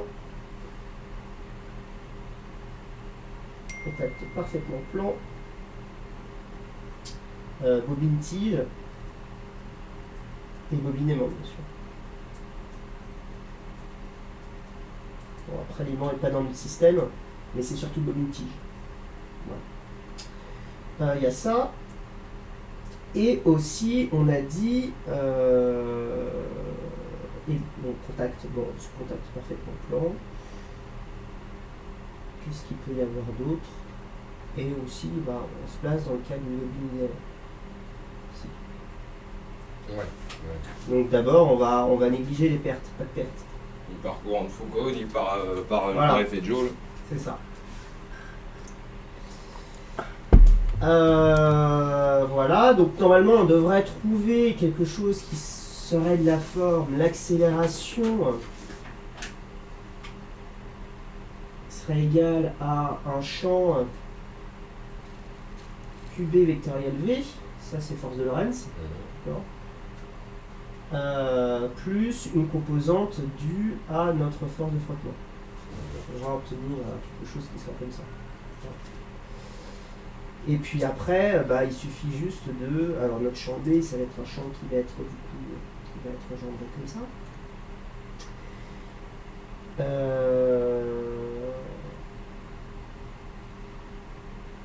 Si on part sur un élément comme ça, il faudra négliger les effets de bord si c'est pas un champ uniforme. Il va pas jouer sur l'accélération sur le X. De quoi donc?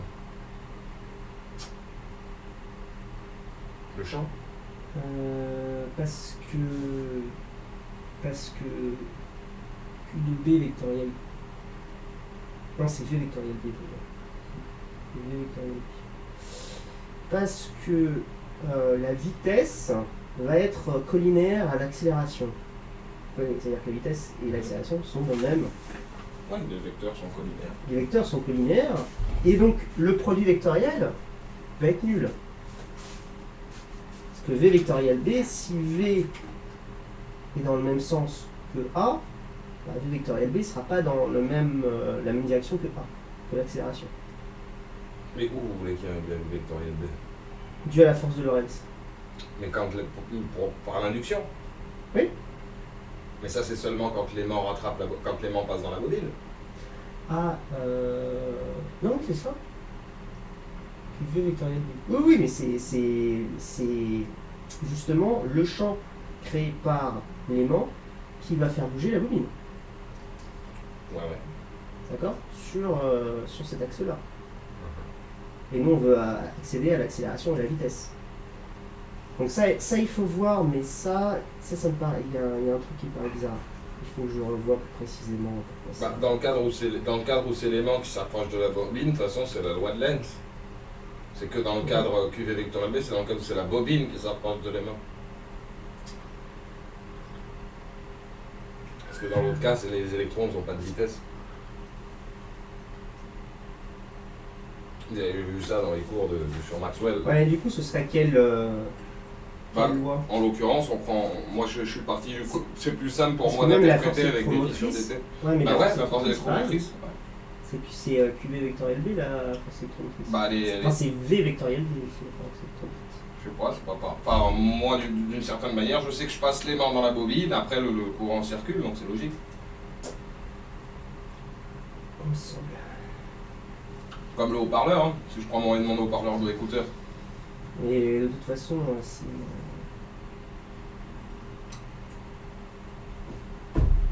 Ça fait trop de trucs, j'ai fait pas longtemps. Il me semble que c'est.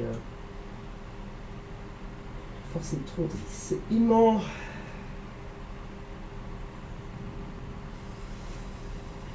Création. Ouais, c'est dû à la force de Lorentz. Bah, c'est QV vectoriel B plus Q fois E. Non.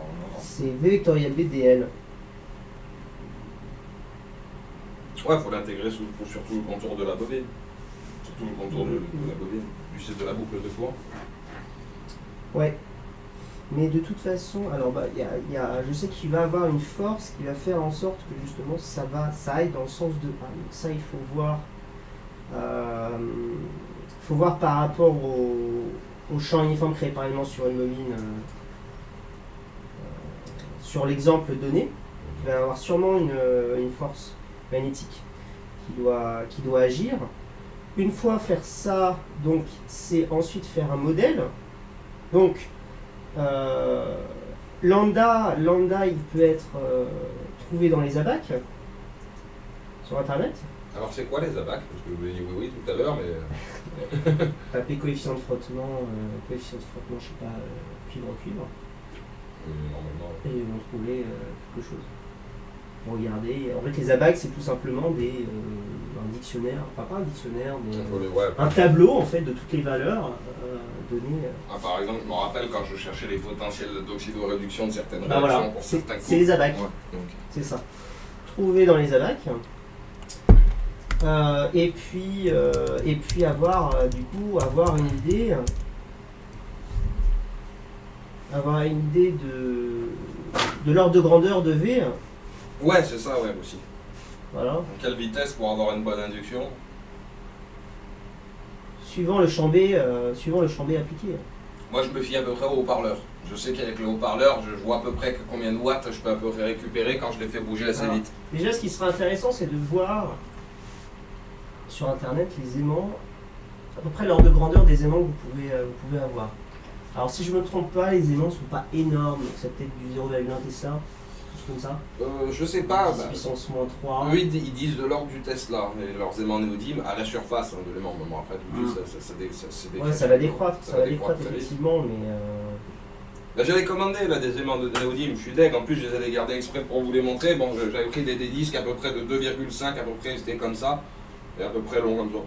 Et percés au centre pour pouvoir les mettre autour d'une tige, sur un axe d'à peu près 4 mm. Je comptais recommander les mêmes, parce que moi, alors, pour faire une expérience. Pour moi, le champ que va créer l'aimant sur la bobine va être un champ tournant. Ça fait tourner la bobine. Pourquoi? Dû justement au champ créé par un élément sur une spire. Ah, je voulais dire par exemple, comme l'électron va se mettre les électrons vont circuler dans un sens, la bobine va circuler dans l'autre. La spire, elle a tourné comme ça. Elle va pas aller dans l'axe Z. Enfin, elle va pas translater, elle va tourner. Ah bah si, elle sera obligée de translater. Il n'y a pas de... la force magnétique. Donc la Si, parce qu'il y a induction. Comme il y a induction, il y a un courant créé dans la bobine. S'il y a un courant créé dans la bobine, elle crée un champ magnétique opposé, du coup, à l'aimant. Alors, effectivement, si, ils vont se dû à la création de la force électromotrice, ça va créer un courant qui va créer une vitesse, dû à l'induction. Ce qui fait que du coup, quand l'aimant va rattraper la bobine, ils vont se repousser. Par induction, ça a marché, mais uniquement par induction. Il faut du coup savoir une idée de la force électromotrice. Et ça, pour ça, moi, je comptais la mesurer. Genre, en gros, je balance l'aimant le plus rapidement possible, et en gros, en faisant des mesures jusqu'à ce que j'arrive à une force électromotrice. Effectivement, ça ne peut marcher que par induction. Donc là, ce serait effectivement l'induction.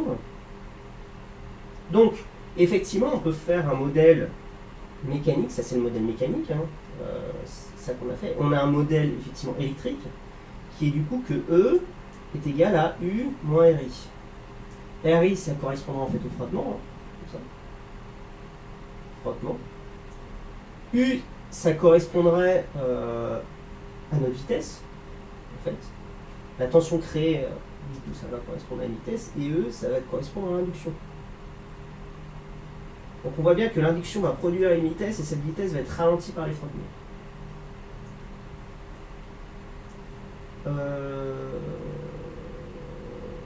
Et puis, alors non, c'est U plus RI, parce que c'est la vitesse qui va être ralentie.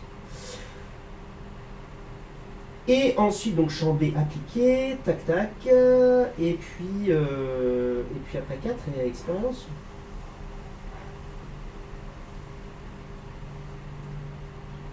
Expérience. Et donc on va avoir un couplage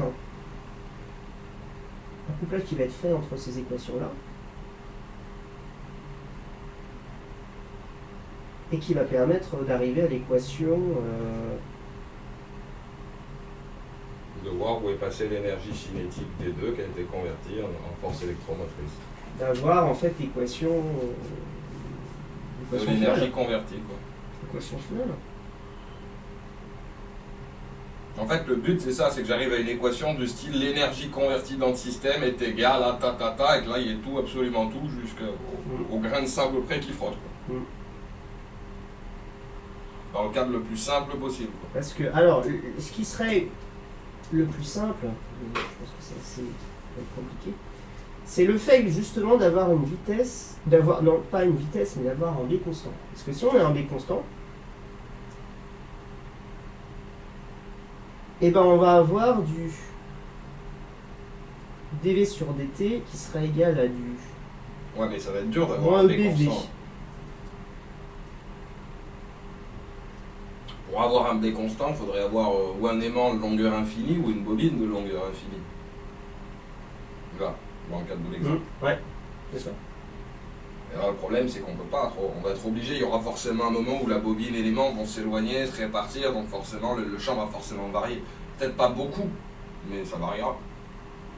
Et en fait, oui, non, mais de toute façon, il faut se mettre dans les conditions idéales, parce que s'il y a un B, il faut regarder de combien notre modèle théorique va diverger par rapport aux résultats expérimentaux. Mais d'abord, on est un peu obligé. Pourquoi? Parce qu'on va avoir en fait un produit vectoriel, et si champ B il n'est pas constant, ça va être un bordel pour intégrer, en fait. Tout simplement.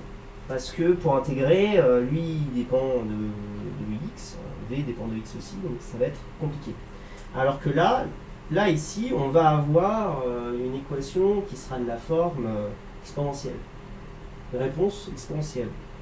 Donc V de t, qui sera la forme a exponentielle de moins t sur tau, il y a un n d'ailleurs. Ouais, comme la charge d'un condensateur. C'est les mains. Hop. Voilà, plus une constante dans le cas où on a une vitesse limite. Donc là, on voit bien que si elle est constante, c'est B limite.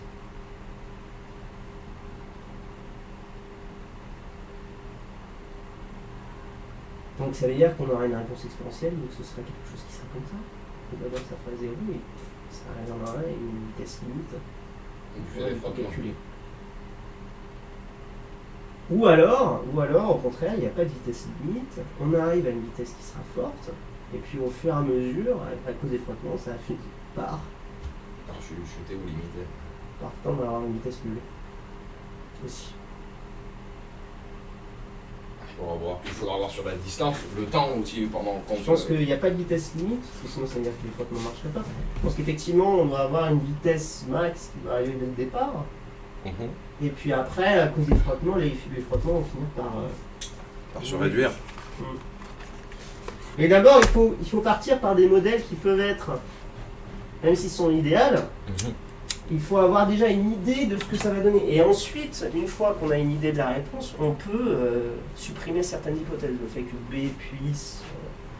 Alors si B dépend de X, là je pense qu'il faudra avoir une simulation numérique. Parce que je suis pas sûr que. Je suis en train de voir pour essayer de me procurer SolidWorks. Parce que j'ai SolidEdge, mais j'ai la version étudiant, il n'y a pas assez de simulations à SolidWorks. Ou peut-être dedans il y a des simulations pour faire un machin. Il y en a, alors il y a ça, il y a aussi, je pensais aussi, on peut le faire sur, s'il y a les équations, on peut faire sur des logiciels type Mathematica, qui sont des logiciels de formulation mathématique. Et j'avais travaillé sur un projet qui était les MCP, les matériaux qui sont des matériaux qui permettent en fait d'absorber de la chaleur et de la restituer. Donc, ce qui va être, les MCP sont très utiles dans tout ce qui est, par exemple, habitation. Ouais, genre ouais.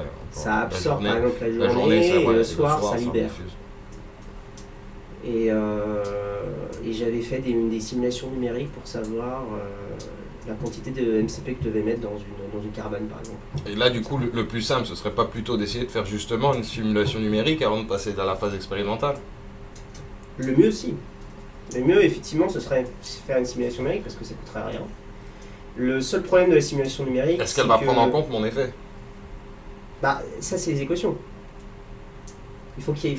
Avant de faire la simulation numérique, il faut que vous connaissiez les équations qui sont mises en jeu derrière. La simulation numérique, c'est comme quand on demande à un enfant de faire quelque chose, il faut lui donner les règles, et une fois qu'on donne les règles, l'enfant s'exécute. Ouais, c'est comme dans un... Moi, ce que j'ai peur que des fois, il y a des simulations toutes... Voilà, j'ai peur que des fois, il y a des simulations qui soient toutes faites, si je leur mets les données, ils vont pas capter forcément qu'il faut faire ce calcul-là. Surtout, là, par exemple, Mathematica, c'est... Il est gratuit? Ouais, je crois que Mathematica, je l'avais eu. On peut demander une version étudiante au pire, de toute façon, et accès à tout. Et c'est Mathematica, c'est un logiciel de code. Un peu comme MATLAB. Mathématique. Ouais, exactement, c'est comme MATLAB. Et après, c'est le langage. Et je crois que Mathematica, on travaille sur Python, je crois. Je connais C++, mais Python, pas l'habitude. Ah mais non, je crois que Mathematica a son propre langage. Mais c'est un peu comme MATLAB. Ouais, ouais, après, bon, je pense que ça doit être compliqué quand même, parce que là, pour simuler tout ça, au niveau des champs magnétiques et tout ça. On peut trouver des codes sur internet sur ce genre de choses. Il suffit juste copier-coller du code sans comprendre vraiment ce que je fais. Ah, c'est pas trop compliqué. Ouais. De toute façon, avant de faire ça, même ça, il faut déjà arriver à une équation déjà de base. Voilà, c'est ça. Parce que la partie sur le code va prendre plus de temps, ça c'est sûr. Donc là, en attendant, vous me conseillerez de me concentrer exclusivement sur la partie calcul des frottements. D'abord le modèle théorique. Modèle théorique, mais surtout d'abord en prenant le modèle le plus simple possible, c'est-à-dire frottement, bien sûr, évidemment, sinon, frottement, etc., bobine idéale, champ B uniforme, etc. Et ensuite, une fois que c'est fait, avoir une idée de comment ça marche, on fait avec un champ qui soit non uniforme. Un champ B qui, par exemple, diminue selon la distance, en X. Ah ouais, parce qu'il faudra prendre en compte effectivement cette variation du champ. Après, pour le sens retour, ça va, il y a moins de problèmes. Parce que le sens retour, il n'y a pas d'induction sur le sens retour. Bon, bah écoutez, moi franchement, ça va, ça me fait plaisir. J'avais peur que vous me disiez, ah non Alex, t'as fait une erreur, machin, tu t'es gouré, il y a cette loi, paf, ça marche pas à cause de ça, tout de suite. Attends. Moi je pense que je l'ai bien retourné un peu dans pas mal de sens la boîte. Si erreur il y a, elle doit vraiment être très rapidement cachée, hein, parce que on est d'accord que. Bah de toute façon, je pense que si Je vois pas comment ces deux cons ils pourraient taper la boîte avec la même quantité de mouvement et de l'électricité. Ce que je vous dis, c'est que s'il arrive à avoir un retour vis-à-vis de mes collègues, ils auront forcément des opinions qui seront différentes de moi. Donc ils verront sûrement aussi des choses que moi j'aurais peut-être pas forcément vues. Donc c'est bien aussi que je leur demande leur avis. Oui, après s'ils acceptent de débattre, je sais jamais. Bah oui, moi c'est pour ça, moi je suis venu aussi parce que je trouve très intéressant votre. Je trouve ça très intéressant, ça me rappelle quand j'étais ingénieur, donc, du coup. Oui, puis je trouve que ça va, c'est pas non plus complètement farfelu. Hein. J'ai pas inventé une nouvelle particule ou j'ai pas dit Einstein il s'est trompé. J'ai juste essayé d'appliquer les lois de Newton correctement et d'appliquer la conservation de la quantité d'énergie. Non, après, il y a, dans chaque chose, il y a des. Il faut voir avec les subtilités. Puis souvent, les chercheurs, pareil, ils pensaient quelque chose, jusqu'à qu'ils fassent l'expérience, ils ont remarqué que ça marchait pas. Ouais, voilà, peut-être ça se trouve en faisant l'expérience, on se rend compte qu'il y a un phénomène, j'en sais rien, un truc, je sais pas. Si jamais, hein. Mais quand même, moi j'arrête pas de penser à la boîte en plastique. Je sais que la boîte subira rien de l'induction, donc je sais que la boîte perdra aucune vitesse. Ça c'est le truc dont je suis certain. Mais la bobine et l'aimant, je me dis, ils peuvent pas ne pas perdre en vitesse et faire de l'électricité. C'est pour ça que je me dis que ça a l'air pas immuable, mais quasiment quoi. Après, faut voir la quantité qu'on est capable de convertir quoi. Hop, je vous passe ça. Ouais. Donc envoyez-moi, réfléchissez déjà sur ce que j'ai écrit. Ouais. Ça fout, il y a des choses qui se trouvent facilement sur internet. J'en ai travaillé sur des choses de l'induction aussi, etc. Donc ça se fait sur internet. Ah, c'est des formules chimiques ça. Ouais, ça c'était ça parce que je fais de la chimie aussi.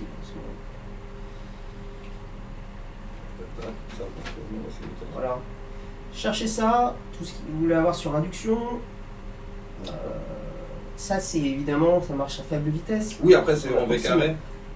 Et en V carré quand c'est des très grandes vitesses. Bah, j'ai en plus, j'ai tous mes bouquins, moi, mes bases, c'est quand même. Bon, je les connais pas tous par cœur, quoi, mais bon. Celui-là aussi. Ouais, j'en ai plein, de toute façon, je les ai un peu tous. Bon, après en maths, je suis moins fort, hein, c'est mes lacunes, hein, malheureusement, vous savez, les maths. L'intégration, pourtant, c'est sympa.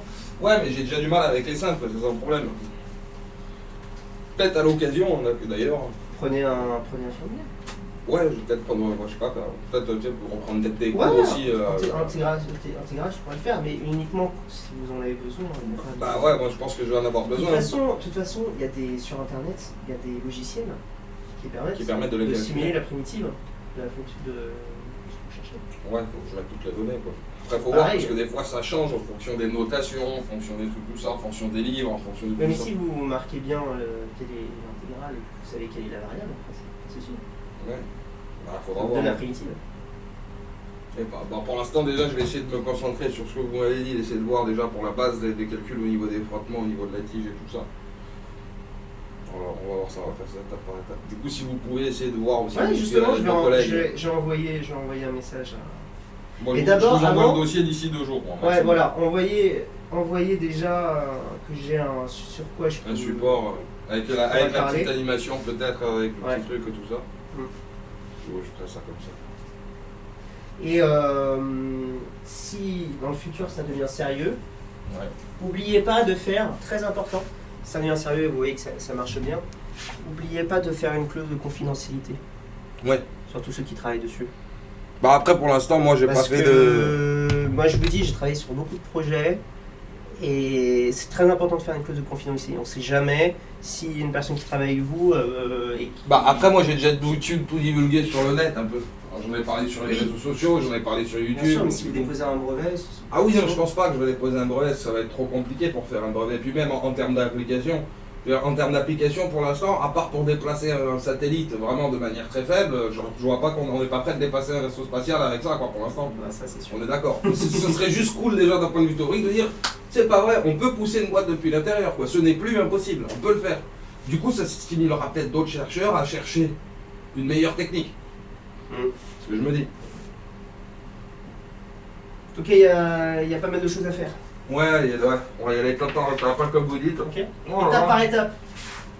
Bah écoutez, c'est parfait. Bah. Bonne journée. Merci, vous aussi. Ouais, je vous tiens au courant des retours. Ouais, bah moi je vous dis d'ici 2 jours, je vous envoie je vous envoie le petit mail avec le petit dossier et Très puis bien. J'attends votre retour avec. Avec N'hésitez pas à impatience. prendre des photos. Quitte à ce que vous écrivez Sur ça, il faut que je ça. fasse des petites photos. Vous fassiez des photos derrière. Ouais, j'avoue, j'aime bien faire des dessins dessus. Bon, je m'appliquerai un petit peu plus quand même, parce que j'ai fait ça un peu comme un sagouin. Non, mais ça va vous obliger à être Ouais, rigoureux. Plus rigoureux, parce que là on est un peu de poivre, les cornichons de la madrée, comme on dit. Hein. C'est ça. C'est Bah, écoutez, compréhensible. Vous voulez que je vous raccompagne? Non. Bon, bah c'est parti. Merci beaucoup. Bon, merci Alexandre. Bah, je vous dis à très vite, du coup, je vous envoie ça d'ici 2 jours, ne vous inquiétez pas. Ouais, ok, pas de soucis. Hein, bah, merci beaucoup, passez une excellente journée, puis Aussi. merci. Bonne journée, au revoir. Merci, au revoir. Bah, c'est une table, ça.